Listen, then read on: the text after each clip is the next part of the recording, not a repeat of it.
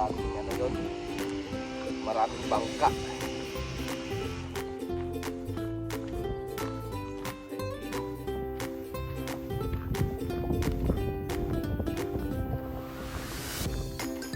Kahit mainit maganda talaga pag maraming puno, masisilungan tayo.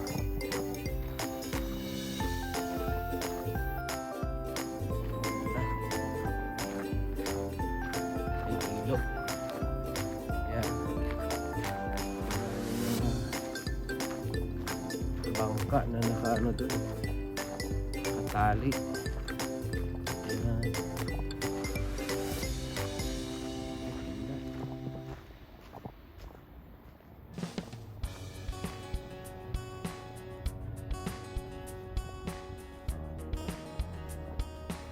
Ganda. Yan yung mga maliit na bangka yan guys. Ano yan? Bahay yan, may mga nakatira dyan. Dyan na sila tumitira. Yan ang dati nila. Yan. Hanggang doon yan, ang lawak yan. Kaya minsan pag walang pasok yung mga bata, sakay tayo ng bangka, ikutin natin tong ano, kung saan hanggang saan tong ilog na to. May nagro-rowing din dito.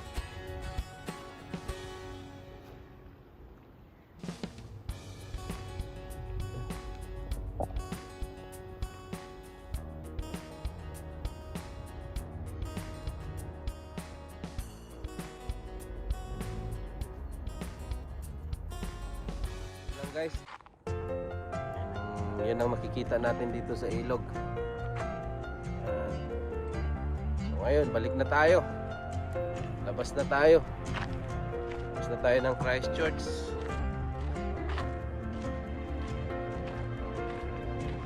Next time, ikutin naman natin yung kabilang side ng ano, itong Christchurch. Sa ngayon, uwi na muna tayo. Marami tayong gagawin sa bahay. Linis muna tayo ng bahay habang wala yung mga bata. Mamaya maya isunduan na naman ng mga bata. Ganun lang ang buhay dito sa UK. Pag walang pasok, hatid at sunduan ng bata sa school. Hatid, linis ng bahay, luto, sundo ulit ng bata sa school, luto ulit. Kaya dito sa UK pantay-pantay lang ang babae at lalaki, may kanya-kanyang responsibilidad. Pero dito sa UK talagang mafe-feel mo ang pagiging tatay at nanay mo, kasi ikaw talaga ang hands-on, no? Ikaw talaga hands-on ng alaga ng anak mo mula nung isinilang hanggang sa paglaki nila. Masusubaybayan mo talaga, kasi hindi uso dito yung may kasama sa bahay. Kaya ikaw lang talaga ang gagawa. Matuto kang magluto kahit hindi ka na marunong, basta pag-aralan mo. Dito nga sa UK ay isang tigasin.